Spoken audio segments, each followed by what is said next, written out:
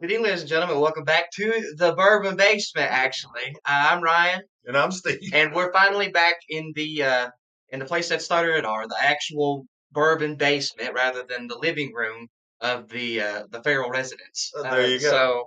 So we should have changed the title. We should have said, well, "Good evening, welcome back to the Farrell Living Room podcast." But we're back in the Bourbon Basement. Dad's actually able to get up and down the stairs very, very slowly, but he is able to go one step at a time, One foot in front of the one other. foot in front of the other without falling and busting his face. So, welcome back to the actual Bourbon Basement. Well, I'm happy to be back in the Bourbon Basement, Ryan. So that's good. I come downstairs Christmas Eve evening, and I was like, "Oh, welcome back." I just felt good being here. So, He uh, literally said, welcome back to the Bourbon Basement, Steve," or yeah, something like I that. was just talking to myself. I sat down here for about 3 hours just looking at bottles, just up in Never Land there. Just no, I He didn't. forgot what he had. But I did enjoy getting back downstairs and getting back down here with the bottles and looking at them and thinking of what I was going to drink next, thinking about what this next show is going to be back. And I hope everybody out there had a good Christmas. Yes, happy belated Christmas to everyone. Yes, very belated and or very happy. I was about to say, if Anyway, not very belated. I don't know how to do like pop-ups. I don't know how to do pop-ups or anything. So I got this little board here for some comments. And if you can't read that, that says comment your favorite bourbon related gift that you got this year for Christmas. So if you all have any comments about that, shoot them and we'll discuss some things that we got. I've got a lot of new Bourbon Basement apparel. Patent pending. I got a couple more Bourbon Basement Glencairns. So we got a full Uh, set now rather than just the two. I got a bourbon book and a bourbon calendar, so I'm enjoying all that. It was a good bourbon. It was a good bourbon Christmas. I meant to bring down my bourbon stave. Maybe that's better left unshown, or so. It was the greatest gift of the season, guys, for me. And it was literally the last present opened on Christmas morning. My The last last present one. to open, it was a personalized bourbon stave. You'll see it here in the bourbon basement eventually. But we had just the best time with it.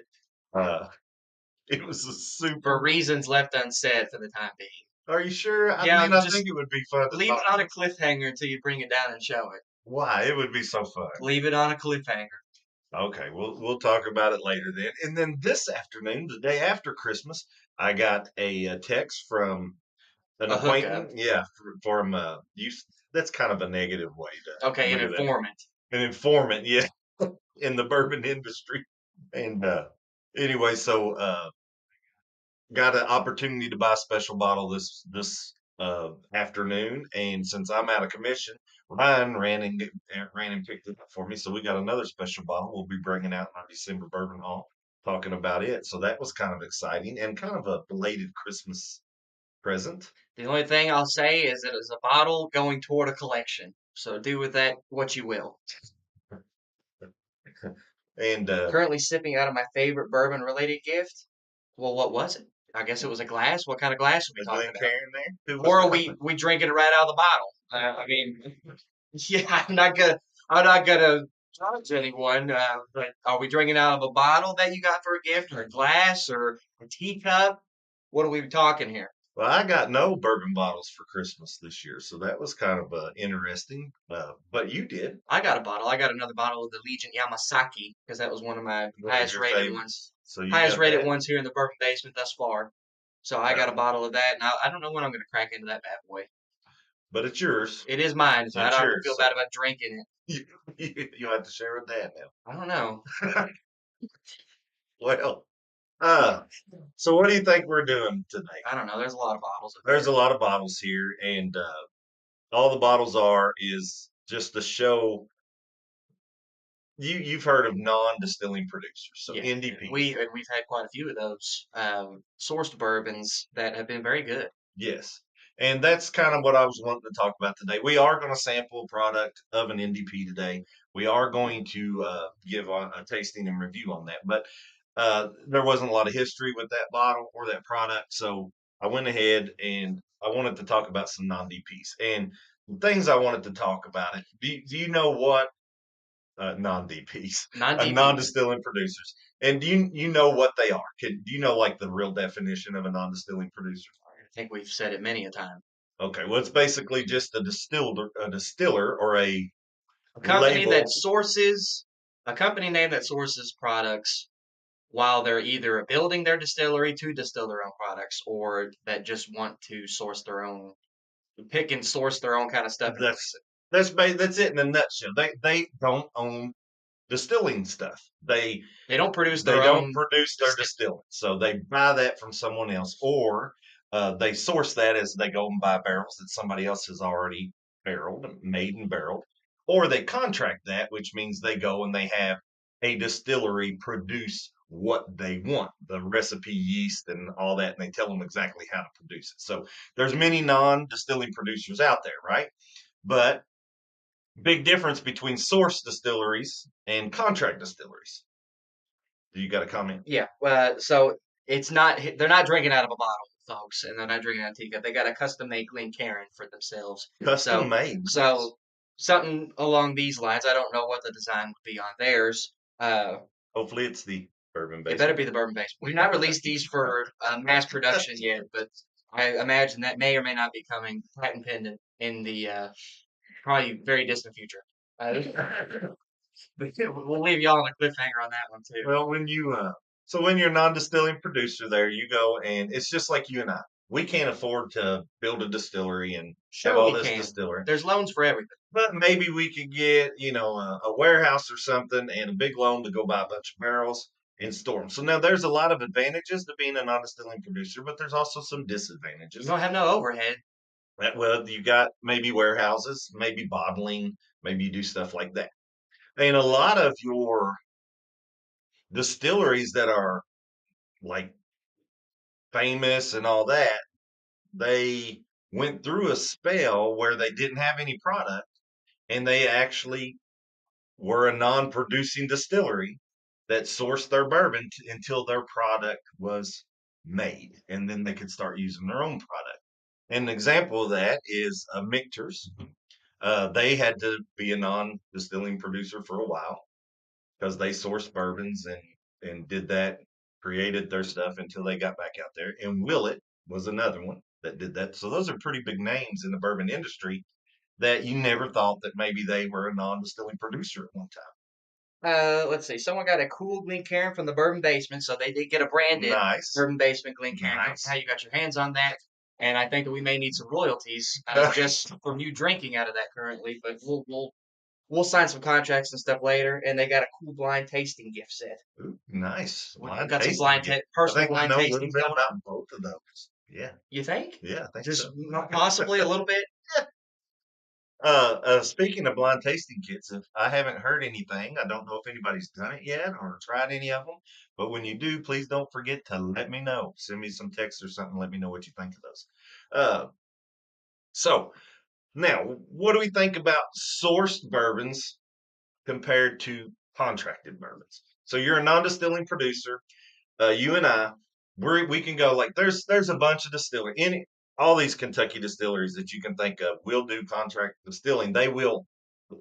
I'm sorry. Let me rephrase. They will make your product, or they will sell you barrels. If you have enough money, they'll do just about So whatever. let's just take like Wild Turkey. So Wild Turkey can sit there and they can have 100 barrels in a certain rick house that they're testing and they just don't meet their taste profile. So they want to, it's already aged 4, maybe 8 years. They've been saving it for this, but it just hasn't reached their taste profile. So they put those barrels for sale in the open market. So now that's when these non distilling producers get to go in. They get to sample, taste, buy as many of these barrels as they can. And then that's the barrels that they'll sell with their label on. So that's what they do. They go in and they buy barrels from other distilleries. They they can blend those barrels. And here's what I don't like. They could buy 4 barrels from Wild Turkey. They could buy 3 barrels of Buffalo Trace, and they could contract some barrels at Green River, and they can mix all those barrels together to get you something. Now, I don't like that because kind of as a bourbon purist, I think you distill it, you make it, that's what it is, right? Or if you're going to non distill produce and you source a barrel, it should be a single barrel. But that's not where the money is at. They're just trying to make it their own rather than just buying it from like, hey, let's just rebrand Wild Turkey. Like, what's the sense in doing that? Well, that's the thing, and that's what I'm trying to get to the point of. Should it be that way, or are they going to mix all these different distilleries? And because what they're all they're doing is trying to get a flavor, right? They want a good taste and a good flavor, so it should equal a good bottle of bourbon. But not all are, but a lot are, and we've had a lot of good bottles of non-distilled. We've had two of the Kentucky Owls. That's why I've got them up here. Kentucky Owls are non-producing or non-distilling producer, right? Just say NDP. Yes, NDPs. And the Kentucky Owl is one. They source bourbon uh, from other places, so they buy barrels, they mix them, and they make products. We had the red label, which is a Kentucky Owl Takumi, I think, and then we had the Kentucky Owl St. Patrick's Day bottle, the green label, and they were both really good, I thought. So apparently, someone got a limited release Bourbon Basement shirt. I don't remember releasing this. So I think that our design has been leaked. We may need a new brand because we're not making any money off of this stuff. We need a we need that patent signed like ASAP. Friends and family is always good. We don't know that this is the we don't know who these people are. Is that Vappy Panwinkle? No, Vappy Wayne Pinkle got the Glencairn. I'll see. So that And another one got the Glencairn. So we've got Glencairns and shirts with the Bourbon Basement branding flying around. I don't remember giving any of them out. Someone must have won a giveaway that we had going on that I also didn't know about. But anyway, glad y'all got the Bourbon Basement stuff going on. I don't even have. I guess I'm giving up on the brand. I don't even have it on today. but you got a nice new sweatshirt, so that's why This is a Christmas gift. All right. So anyway, so that's kind of the sourcing. We talked about how non-distilling producer sources their bourbons. Now, contract one is where, like you and I go to, let's just say Green River, because Green River, Heaven Hill, all of these people will do contract.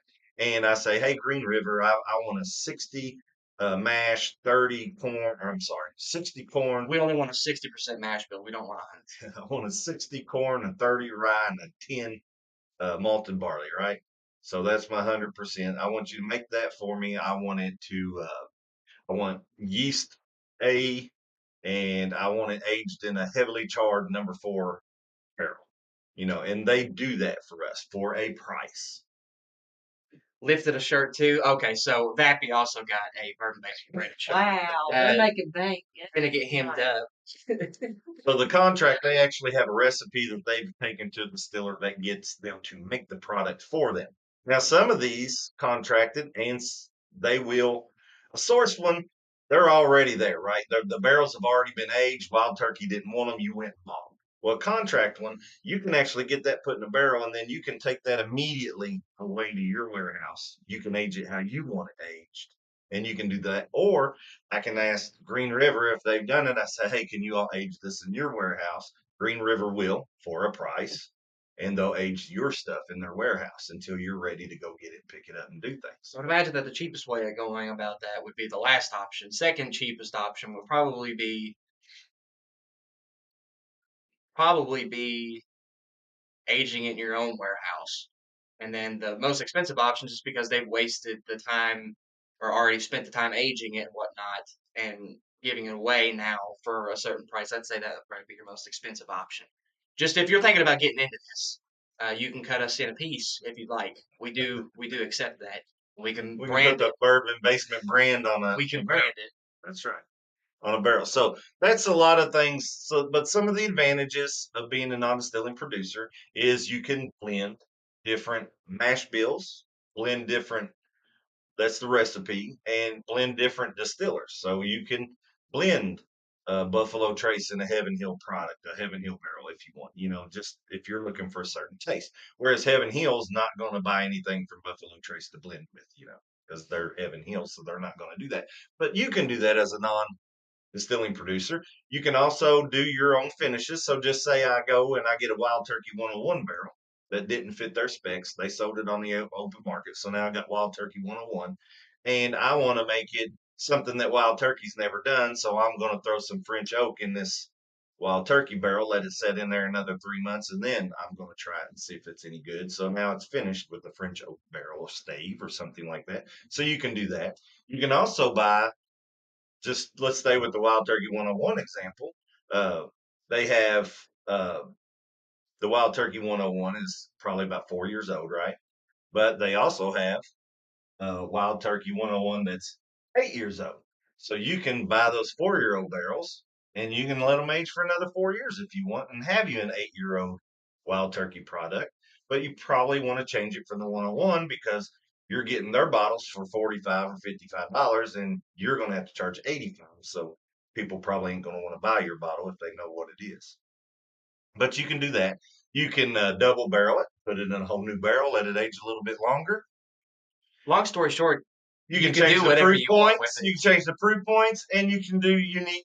You get a unique flavor combination. Some of the bad things about a non-distilling producer is usually the cost is higher.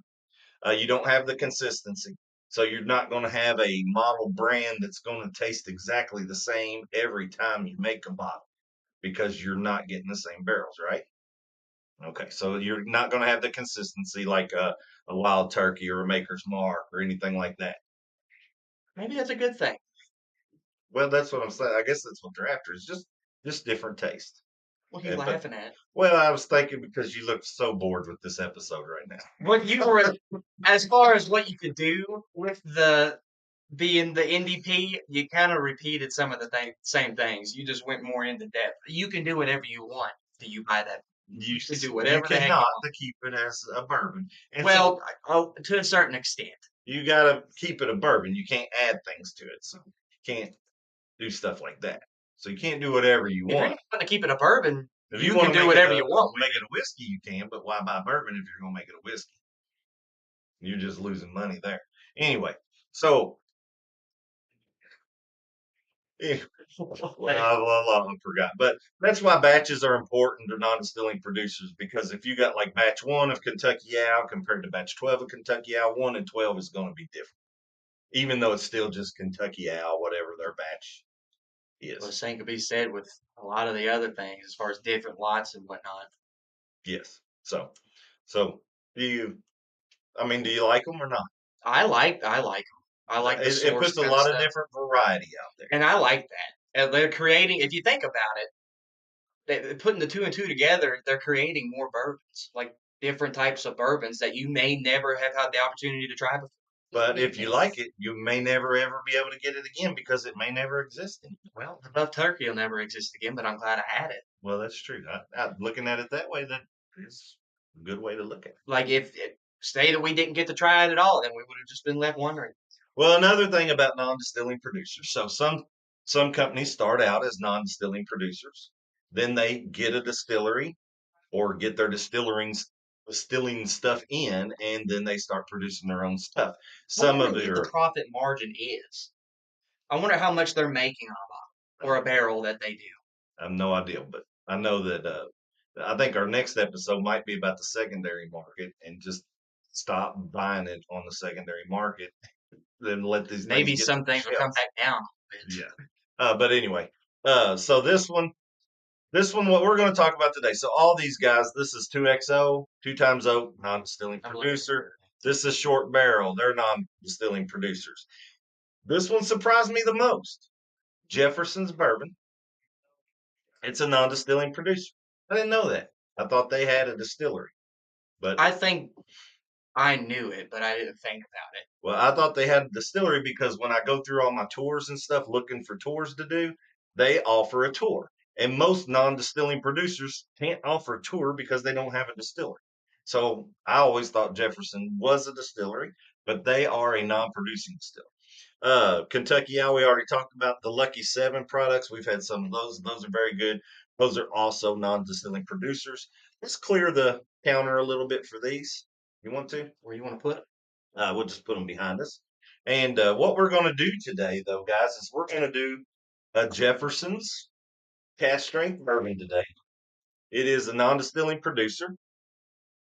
Uh, this is the limited edition cast strength, 130 proof Kentucky straight bourbon whiskey from Jefferson's Reserve. And what You can see the bottles open, so that's kind of why I wanted to just show on Did it. you want to keep this one up there? Nah, we can put it. We can put it Well, there. that's a Jefferson's. Okay, what does matter? We'll leave it out there so they can see that. Now, this one here is just the Jefferson's Reserve, very old Kentucky straight bourbon whiskey, but very small batch. Here's the Very. thing. So I'm unique in my collection of bourbon.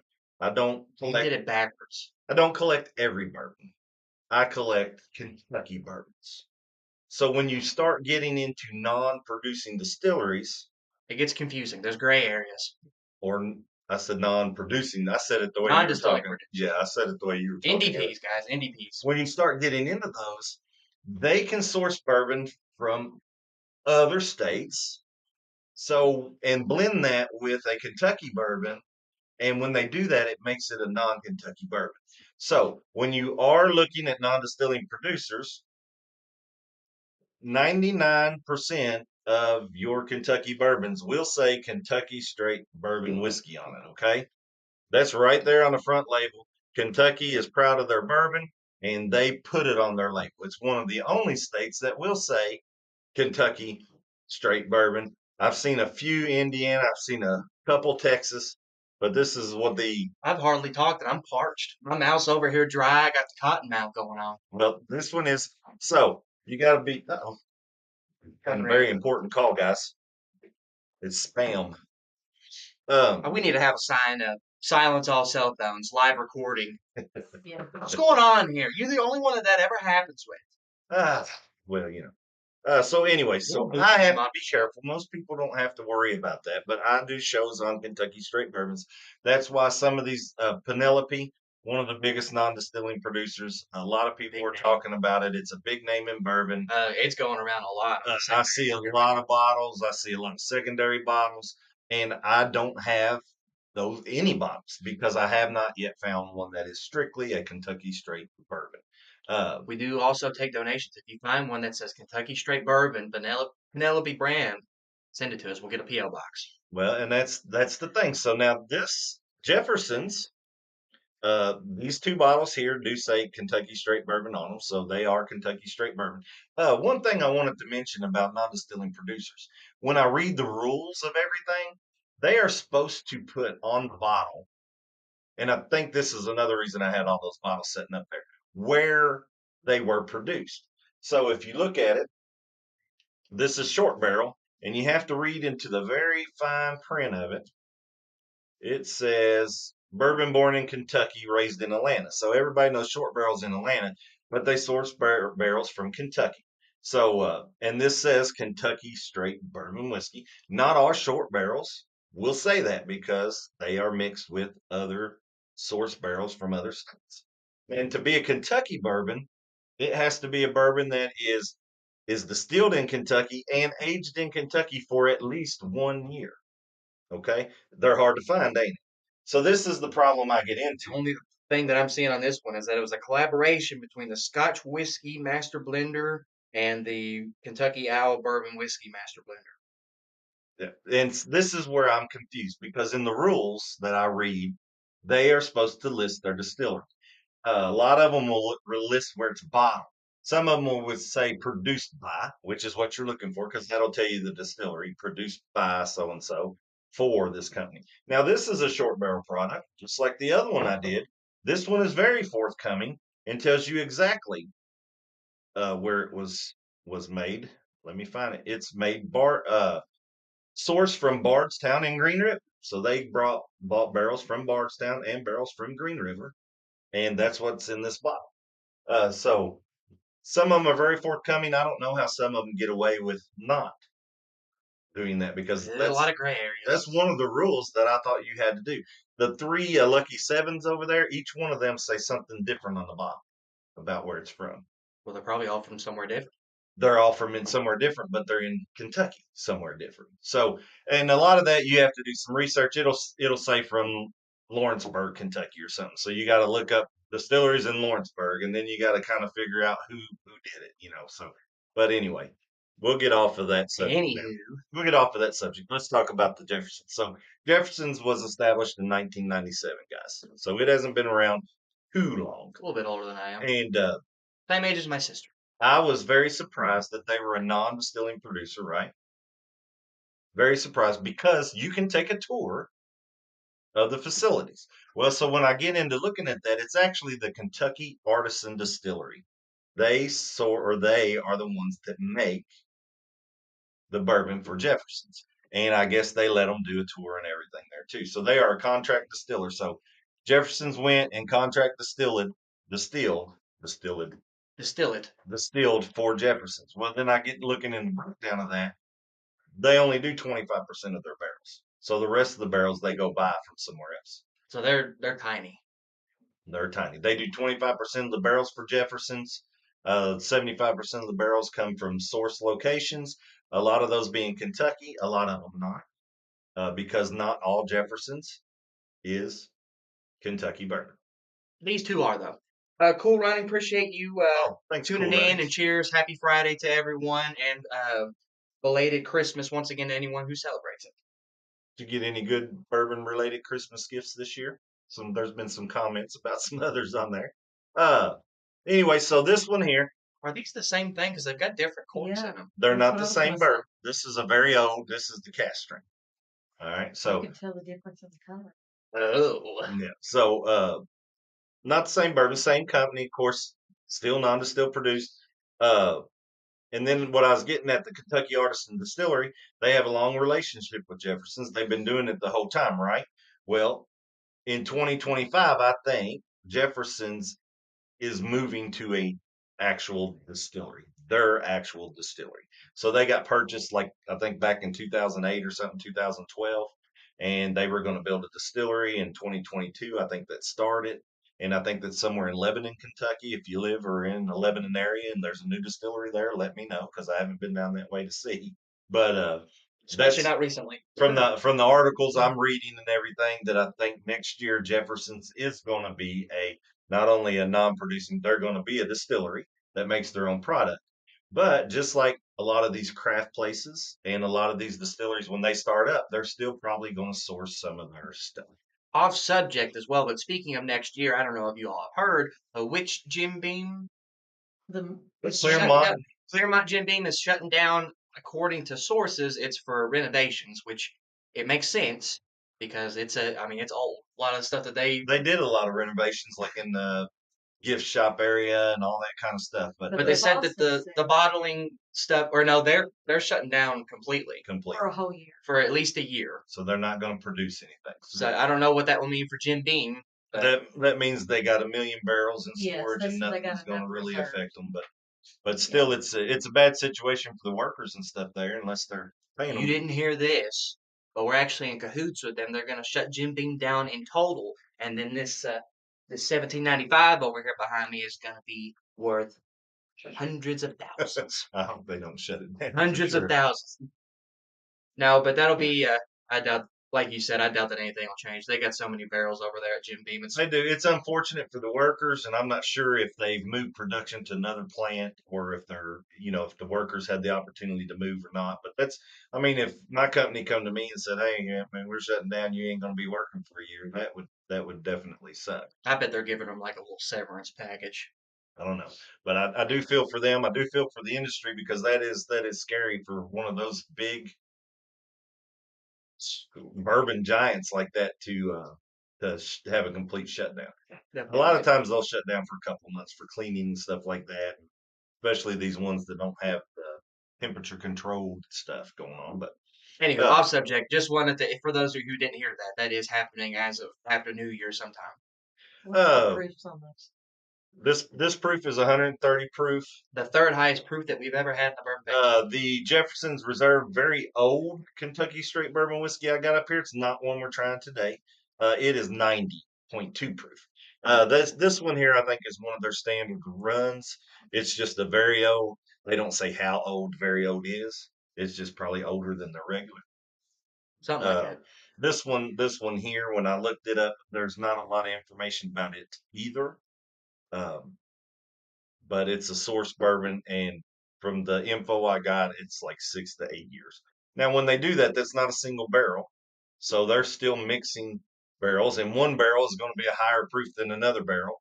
So I guess after the mixing and the tasting and everything's done, they'll get their proofage one at the end, and it ended up being 130 proof. So Once again, third highest proof that we've had here on the Bourbon Basement. I think Blanton's barrel proof is still holding first place at like 133.4 or something like that. well, do you know what kind of made Jefferson's take off? No. And I don't have one. And I think there's a couple different reasons I may not have it. One, they source bourbons, which I didn't know. But what made them take off is you've heard of the Ocean Age Project. So they aged some of their bourbon at sea. They had a friend that did some studies in the ocean, and they decided to put some barrels on his ship, and it went out and across the world oceans for about 6 months, and they brought them back, and those kind of things. And you can imagine the ocean waves and the storms and the temperature changes out there, how different. Sea salt. Yeah, and sea salt air and everything, how different that might be. And I'm very interested in trying one at some point, but they are not Kentucky straight bourbons, so I can't do a show on them, of course, but I'm interested in still trying it because that's kind of what made them take off.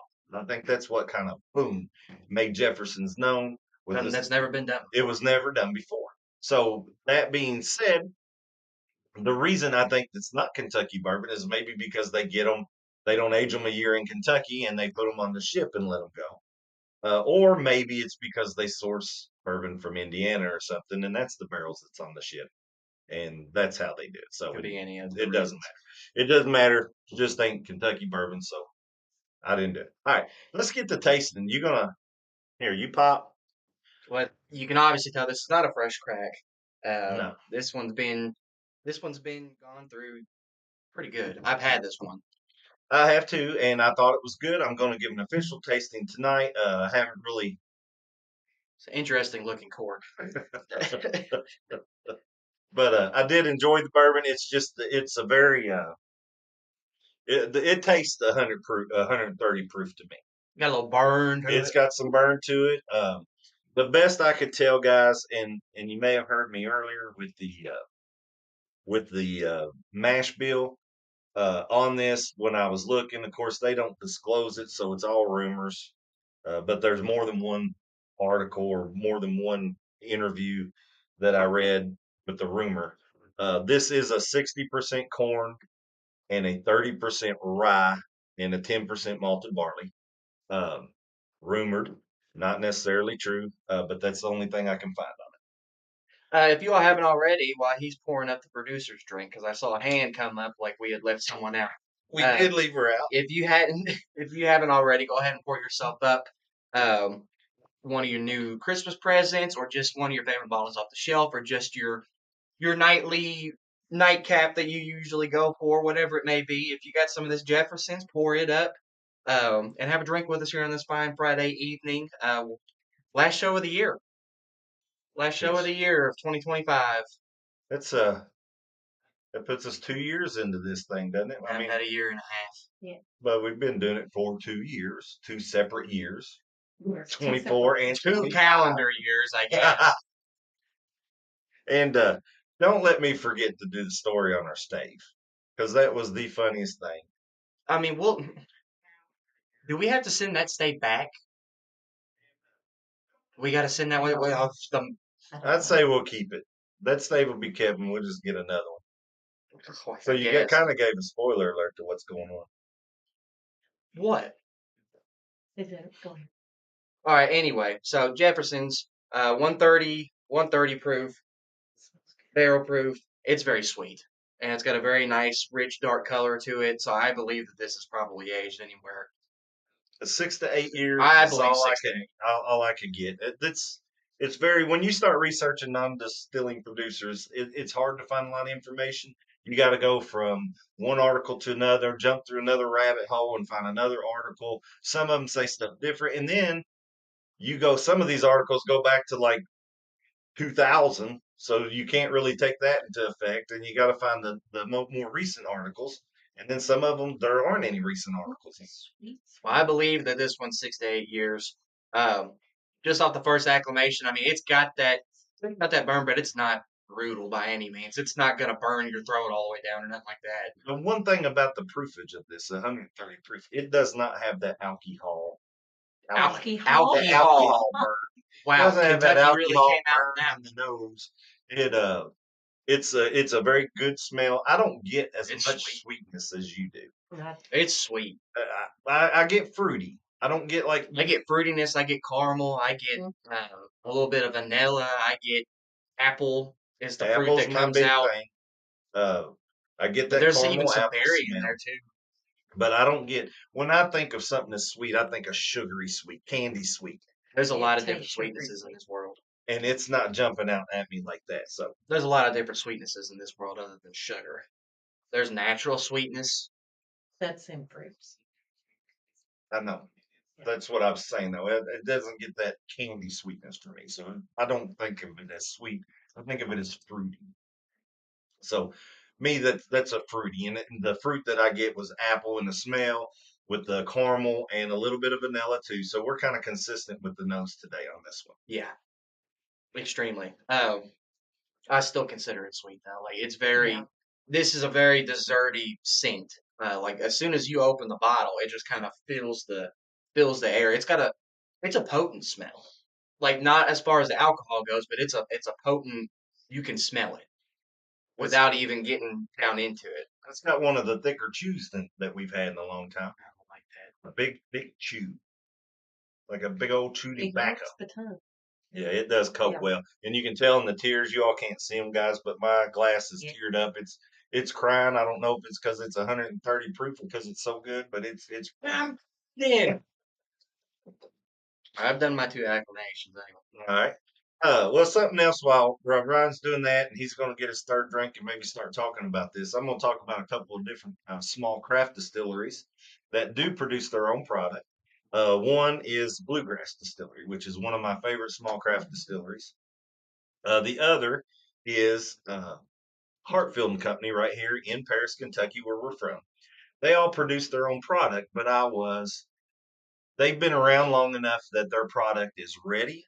And I was a little bit surprised that they still source. So a lot of these small craft distilleries in my research, when they Someone said a chew like Copenhagen. Fat is Charles. that what somebody said? Yeah. I always think Red Man Chew. The big league chew. I'm more of a big league chew Yeah. guy myself. But anyway, a lot of your smaller distilleries, I don't know if it's because they can't keep up with production or what it is, or maybe it's the flavor profile that they're going for. They still source barrels from other distilleries and they can blend that with their stuff, or a lot of them will go for overaged stuff. Like if they can That would find probably these, be BB. if they can find an older barrel that's aged, then they'll grab it and they'll make a special release or something. Shout out to BGD. Bluegrass Distillery. Bluegrass. It's pretty grounds too. Mhm. They make Oh. it look really nice. Fun fact, I don't know if we mentioned it, but we actually had Gene Boy's retirement party at Bluegrass. Yeah. Yep, Bluegrass. They had a Pretty. nice little hosting there. They set us up right. We all got basically all the bourbon that we could want and the open bar and everything. It was nice little place. Yes. It was a good It time. was open bar for us, but not for Margaret. Margaret didn't. It was a bill for her. Yeah, bill for them opening up. So Sharing is shout out- caring. shout out Thanks, to them. Margaret. Shout out to Cheers. them. No, Granted, we helped them out too because they had to spend a certain amount of money. If they didn't spend it, well, and that one good thing about the Bluegrass Distillery and them still getting sourced barrels because they have enough product to make their own stuff, and they make some good stuff too. If you find Bluegrass on the shelf, you ought to try it. The toasted is one of my favorites. we But have it back here, don't we? that's up there on the shelf. I haven't opened another one. But what they do is they had a 15-year-old Elkwood Reserve, and that was a sourced single barrel product from another place, and it Was also a a buff buff turkey. turkey. So we had 2 buff So they turkeys get and some didn't good- know it. 2 buff turkeys, and we didn't know about either one of them until we already had the bottle. and had the bottles. And then we see found them, out that we had 2 at the looked same up, time. found them, and then found out later they were buff turkeys, and we ended up the 16-year OKI single barrel. It was better than the Elkwood in my personal It was a opinion. higher proof. It was a higher proof. All right, we're back to Jefferson. Our producer's turning us back around, getting us on track again. Have you had your 3 yet? I have. I've been done with my. All right, we'll start talking about yours while I go for mine. My pleasure. My pleasure. Just taking one for the team, having to drink that bourbon. Yeah, sometimes you just gotta step up and do what you gotta do. Right. I was also had to partake in that, and I mean, it's just my citizenship duty to Family duty. to help perform. Family duty to help. We're talking For about family. the tab at Bluegrass Yes. and how they had to spend a certain amount of money. Anyway, Good taste. good times all around. So, taste of this bad boy, it sticks very true to the nose for me. I'm getting that caramel. I'm getting the fruitiness. It's actually more of a berry on the palate than it is an apple on as far as the fruitiness goes. But there are multiple layers to what you taste. So it comes through. I get the fruitiness right up front, and then the caramel kicks in afterwards. Uh, there's a very, very, very little hint of cooking spice kind of stuff, like a peppery spice on the back, like the very back end. But it gets overpowered by sweetness, in my opinion. Um, there's not many savory notes in this one. Maybe a little bit of that smokiness kind of taste. Of course, you get oakiness as well, but I get that in all of them. What? I was mouthing my savory note to see if anybody could read my lips. I'm not looking at you. I'm looking at the camera. I'm talking to the audience. But it sticks very true to the nose, and it's a very good sip. It's very desserty. I think that it could be. I think that this could be with a meal or a dessert if you wanted it to be. It's very good sip. I agree, and I like what you said about it staying true to the palate or the nose, because mine does There's too. quite a few of them doing that here as of late. Like normally it's completely opposite, but that one's like spot on. Mine does too. I get the caramel apple that I smelt. I get a little bit of vanilla in there, but I do get a strong peppery, spicy finish with notes of leather. You didn't have any of I that don't kind get of no stuff like that. I've never So had where leather. yours started fruity and went sweet or something like that, mine starts caramely. Mine and starts then, fruity and then goes caramel after it. yeah, mine goes caramel and then kind of the apple, and then the finish I get that leathery thing, but then I get a lot of heat from that proofage and that high rye content. Uh, So I don't get a whole lot of heat though. Like after the acclamations are out of the way, that other sip was. It's more like tingling. yeah, Kind well, but you know it's there. It's a tingle. I mean, I'm not like You can I tell don't that need this is a water. higher proof. Yes. I don't need water, but it drinks like a high proof bourbon. It tastes really good. It's thick. I enjoy it very much. And it sticks with you for a while. It's one of these that you can just sit there and continue to taste it. Yes. It doesn't go You away. get a little bit of dry mouth with it. No.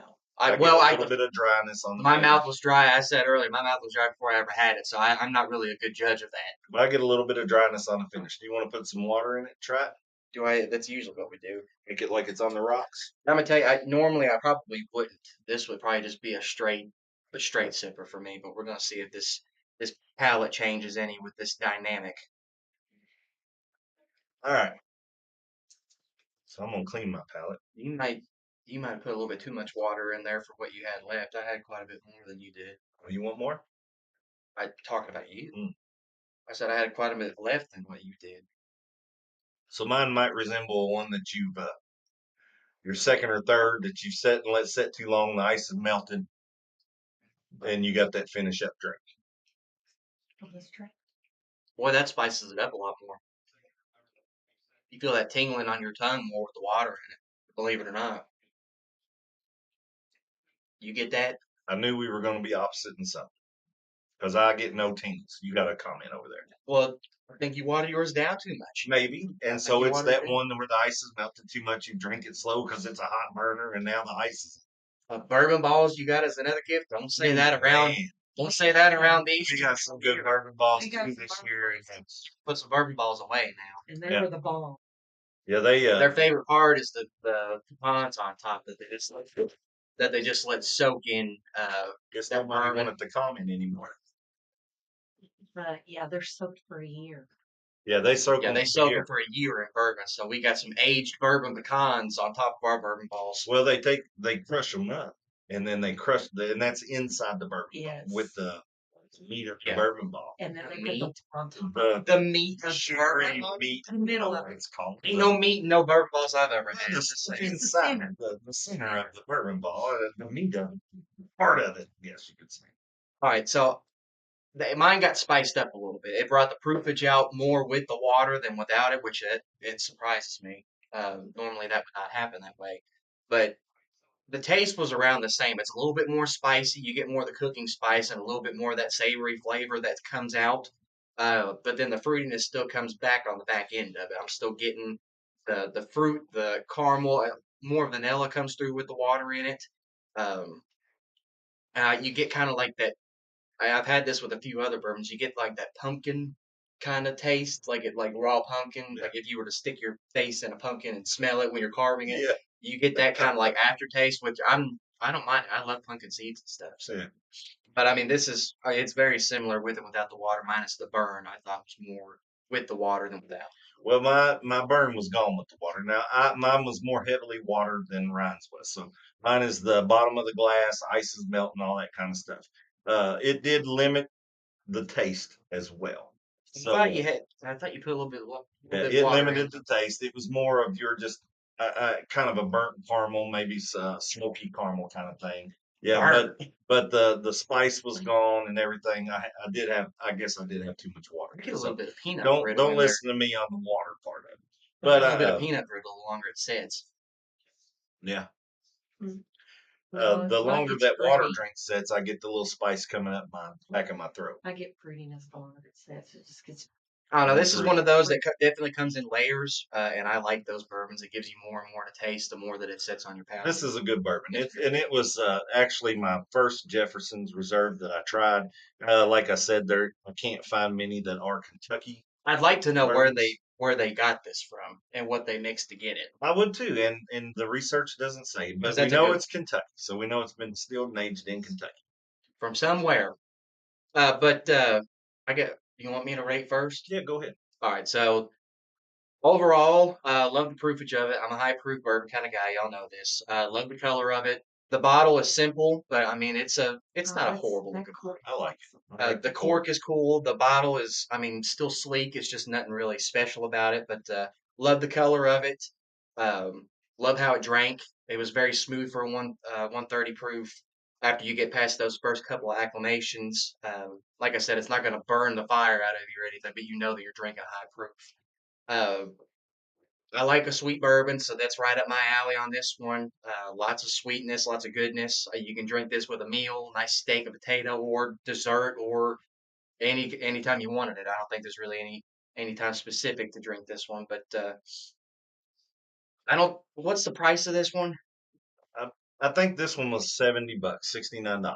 So that's not horrible. I don't think it's beginner friendly though. It's a pretty high proof, and the price is kind of up there. So this is a little bit more of experience needed probably, or wanted, not really needed. You can go and buy a $3,000 bottle of bourbon in your first bottle. I don't care what you do. But it is a limited edition. Yeah, Well, but it's for beginners. I don't think it's beginner friendly, but I did enjoy the experience of drinking it. It was very good, and that's a solid 7 for me. Okay. Uh, so the limited edition, I guess, is going to refer to the cast strength 130 proof. They have had other cast strengths in the past. They are not 130 proof. So I guess that's their limited edition on that. I do like the bottle. Does it proof this bad boy up? The bottle looks good on the shelf. I like that. I didn't mind the price point for 130 proof being around 65, 70. That's pretty good for that high. I thought it was too. This is the first Jefferson product that I tried. I was pleasantly surprised with the flavors and everything else. The heat of the 130 proof coming through. You didn't want to be shocked by it. I wanted to know I was drinking 130 proof, and I was. I like that. I do not think it's beginner friendly, and where I am tend to be an older aged bourbon. I usually like an older age because I like that barrel taste. I like to taste the oak and the char in my bourbons. I got it with this. And I like it a little bit oak, but I do like it higher proof. So this hits that note. And I'm more of a weeded bourbon guy. and this is a heavy rye bourbon, so it's a heavy rye forward. So I'm pleasantly surprised with the flavor of this, because this one, usually when they get up there to that much rye, I kind of give a lower ranking, because I don't know what I am. I like a lot you of weeded just bourbons, and you I go like by a lot of taste, rye. man. You just go by taste. I don't know what I am. But this one, to me, I like the way it started with the caramel, and then I got some fruitiness, and then I got a little bit of spiciness, even a leathery note there toward the end. I'm like you. I like a complex variety on my tongue, not just one taste. When I drink it and I just get one flavor, it reminds me of a $9 or $10 bottle on the bottom shelf. See, I This think I'm one, drinking this straight though. I'm drinking this neat. this one here, I did put too much water, so I'm just kind of eliminating that. But I like this one. I gave it a 7.3, so I outranked you that And time. I think that's the first time that's ever happened. No, I've done it before, but that one's a 7.3 for me. I might have to fact check you on that You can go ahead. one. I might have to do it. That might be the first time you've ever ranked higher than I have. I thought 7 was a really solid number. Well, 7 is always a good number. I mean, kind of 5 is our. If you think anything over 5 is a good bourbon for us, because we haven't ranked many under 5. I've not ranked any under. I've not gone under 6. I don't think. Well, that's kind of skewed, so don't listen to his judgments. But if you go to a 5, above 5 is good, below 5 is definitely bad, but the higher above 5 you get, definitely the better the bourbon is. So this is up there in the 7s, and that's pretty daggone good bourbon. So we got what, a 7.1.5 Something ranking. I'll round it up to 7.2. Well, there you We go. like to round up. It's 7.2. So overall, good. Producer, I guess you liked it okay too. What do you give it a ranking as? 6.8. 6.8? Well, that's not going to affect the 7.2 I doubt ranking. it. We just asked her opinion to include. No, she did good. She did good. Usually she and I are kind of on the same page. I don't think you were this time. No, just a little, I but not was- far I off. was more at him with tastiness. More with Ryan on the taste and stuff. Yeah. Well, there you have it, folks. First. There you have it, folks. Jefferson's Reserve, a little NDP action for you on this Friday evening. Let us know what you thought about the little bit different content. If you didn't know what an NDP was, you do now. I know that we have mentioned it multiple times before.